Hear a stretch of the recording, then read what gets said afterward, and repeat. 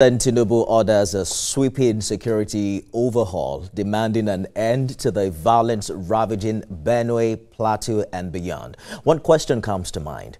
Will this be the turning point? Tonight, we sit down with the Benue State Governor, Reverend Father Hyacinth Alia, at this critical hour. With fresh directives from Abuja emphasizing local collaboration, we ask, how will his administration respond? What role will communities play?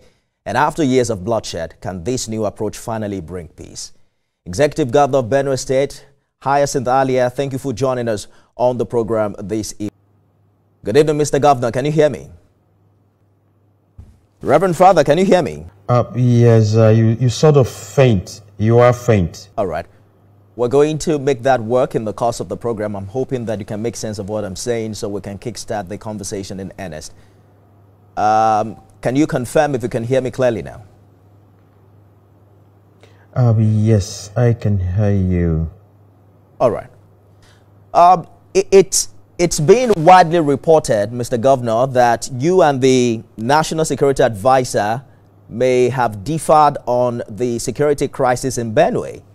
While you were quoted to have said the state is under constant siege by armed non-Nigerian militias, the NSA insisted that no part of Nigeria is under the control of non-state actors. Does this in any way suggest a misalignment between your administration and the federal government on the severity of this crisis? Well, good evening, listeners. Good evening, my brother. For the record, I know we have some crisis in the state, and it's persisted for quite some time now. Fact is, I think what I was saying wasn't too distant from what the NSA was also saying.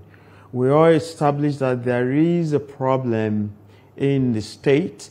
In some other local governments, the infestation had been there for quite some time. Like in West local government, it's been there for almost 19 years. In some other local governments, these anxieties, it's persisted in the last 22 years, and then some 7 years, and then some 6 years. So, but the new face of the insurgencies of what we were seeing wasn't too far from the fact I had leveled.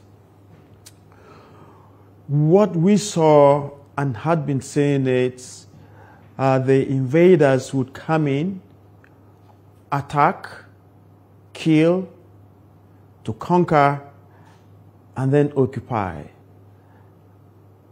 And that is a fact.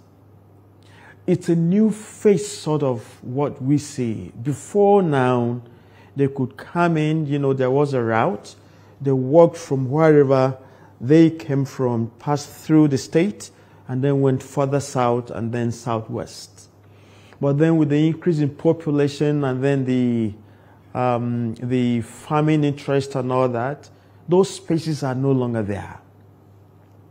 So, but what we see is there can be some kind of seeking to have those spaces out there. But the fact is, because of the population and the increase in farming activities, those areas, the spaces are no longer there.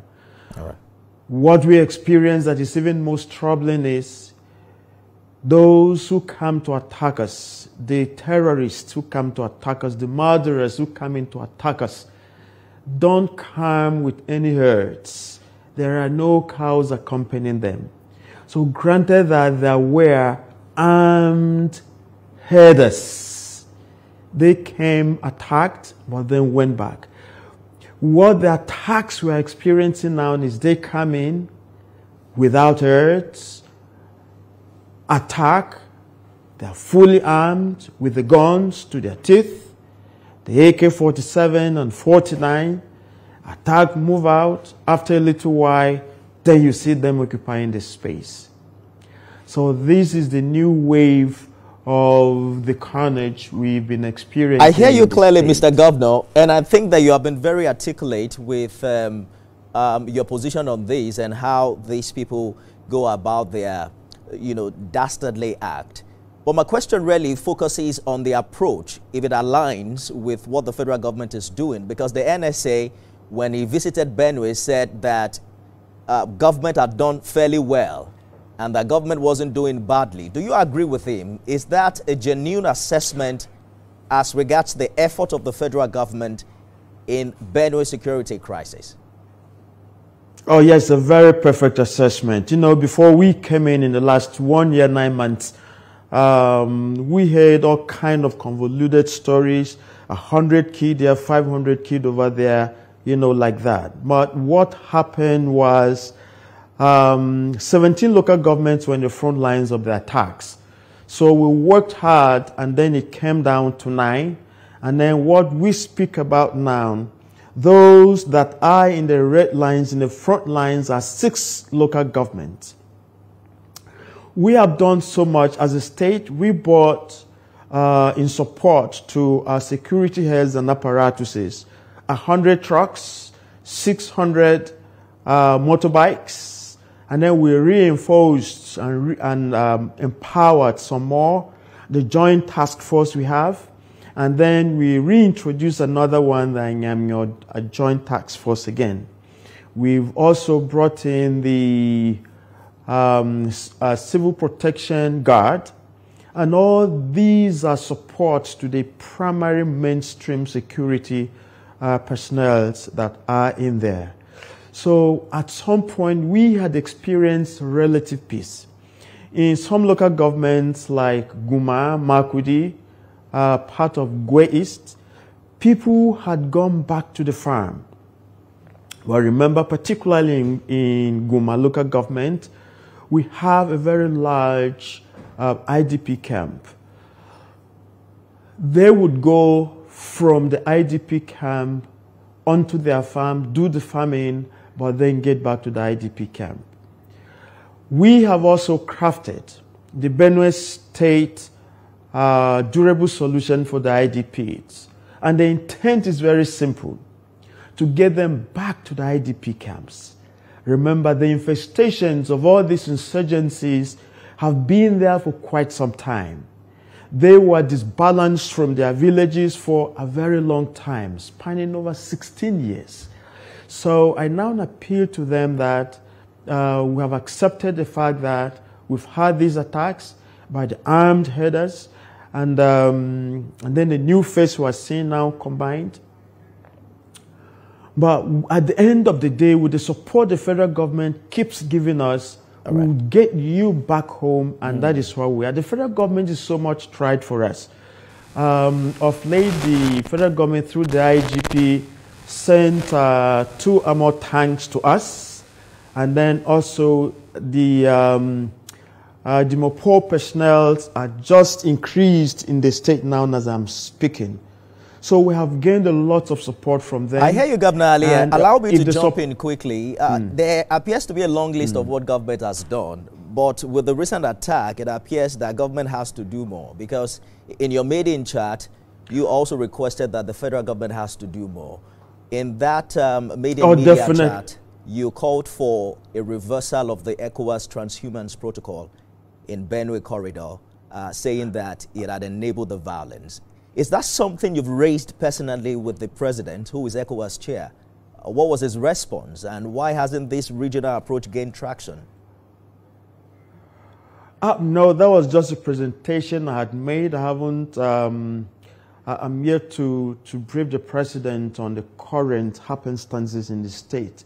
But I'm in Abuja as I'm speaking to you here directly in your studios now.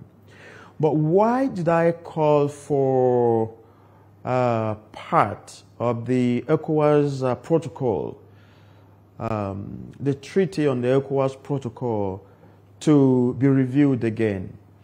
Remember, this protocol permits that there should be, a free grazing from state to state, nation to nation within the ECOWAS frame. But if the wave of the attacks we are seeing are coming from those who are not like us, who have never been with us, and who don't have the interest of our people at heart, definitely there's a call for a review of that protocol. But again, here's the thing. Right from within us, there's so much that the federal government, combined with our efforts, have been doing to quell down this. If you observe very carefully, as we have, there are two primary seasons where the attacks are heightened. During the planting season and during the harvesting season. And that should be a cause of concern to everyone at all. Indeed. Why is it just the 2 seasons? We are agrarian, and all our land in the state, it is 98% arable. So all we know what to do is farming. So once the people are no longer farming, and then you displace them from their homes, from their ancestral lands, right there, it's food insecurity question to bear. All right. How can we do to get rid of this? And this is where we are. Quickly, let's talk about your approach, because some Benue citizens have accused you of being too measured in your rhetoric, avoiding certain names they have since blamed for this crisis. They say you haven't been as tough in addressing and calling out the perpetrators by their name. How do you respond to such criticisms? No, I'm not a propagandist in the first place. And in life itself has to be strategized. You strategize. I mean, you plan. You think before you move out there. You don't just get out there to rant anything on security. That's not how it works. And it's not appropriate just to profile an ethnicity. I tell people not to do that. It's simply not appropriate. There are some elements within ethnicities that are bad, that attack people, that hurt people, that kill people. That is a fact. There are some people within each ethnicity that are not within the framework for peace. And that is understandable.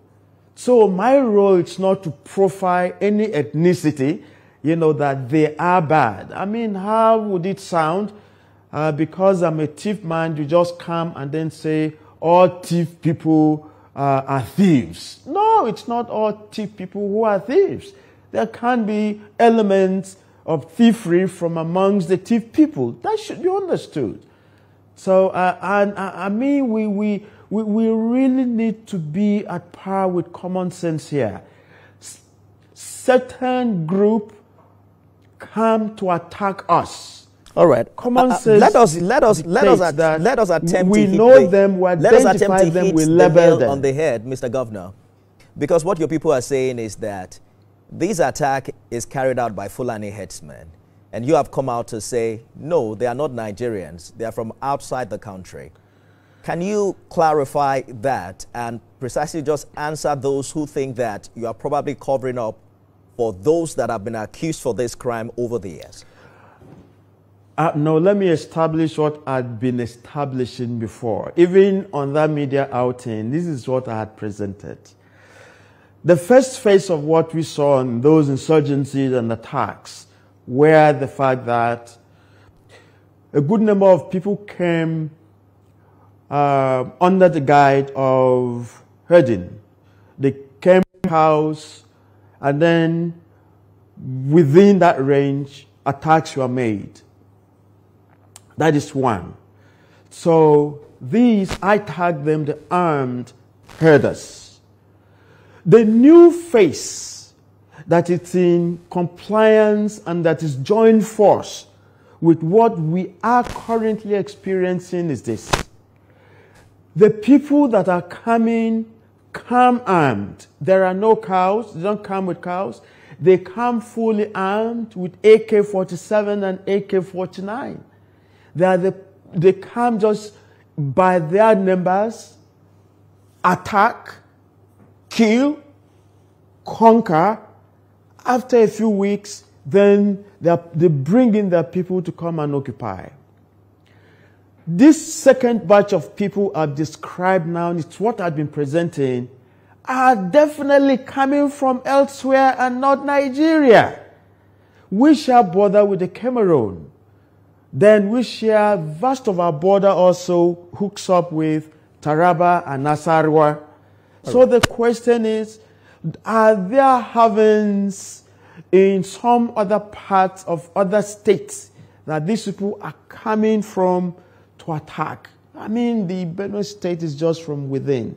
The area we share border with the Cameroon is also quite vast. Are they coming from those areas to come into Nigeria and then get to the Benue Trough and then to attack us? Your position on this has been well established because I have watched your interviews, a couple of them you've had. So I want to touch on certain areas that are still gray. You have also received lots of backlash online following your government's decision to reportedly block aids and visits to IDPs. Earlier in the month, the Labour Party presidential candidate in 2023, Peter Obi, accused you of politicizing IDP and school visits. Why are you blocking humanitarian access or visits to IDPs? No. Is this about security or political control? No. That's not the right narrative. I can never politicize that. I'm the one bearing the brunt and the pains and the sorrows of the IDPs in my state. The very respected Peter Obi was a governor. And if you are coming into someone's state, there are protocols. A very high personality, you're coming into someone's state, and your party does not even know that you are coming. And I do not, the sitting governor, do not know you are coming. And then you are going into where I'm protecting even most, the IDP camp. It's my duty to protect them. They have been disbalanced. And then I need to protect them even some more. So I don't know the intent you have. Is it not courteous enough just for me to know as a sitting governor and even to provide even more security to you and to prepare the minds of the IDPs in there that some guest is coming to visit with them? But the gentleman said he made several attempts. We have been getting some United Nations he said he made several attempts and to there reach is you. A United Nations. But you were not reachable. No, sir. There is a United Nations. I mean, that is not a true story. If I'm unreached, if he couldn't reach out to me, I have a chief of staff. I have an SSG. I have a PPS. He said he reached out to your ADC, and your ADC said he hasn't seen you in 3 days. No, that's not true. That's not the duty of the ADC either. But you were talking about protecting the people of Benue. Mr. Governor, quickly, because some UN data is showing malnutrition in Benue IDP camps. Your critics have asked, how does limiting help align with your priestly vow to serve the poor? If according to the gentleman, that his intent is to come and reach out to your people and give to them, how do you respond to this concept? How would I have known that his intent was just to come and visit these people? I don't want people politicizing the IDPs. They are not there when we're suffering with them. They are not there in their own sorrows. I am. I'm there with my people. And here's the fact. There is a United Nations protocol on any visit to the IDPs. What if someone gets in there and then just starts shooting them down? If you're bringing some food to them, I need to know what kind of food you're bringing to them. I hope we're still communicating. I can't hear you. I can hear you clearly. You're hearing me. I can hear you clearly, okay. Mr. Governor. So this is a fact. There are protocols. And we need to observe them. Because if I just let someone, you just moving from Abuja that you are going to the IDPs. Do I know the intent of you visiting the IDPs? I have to know so that they know that no one is coming to attack them. We have to go now.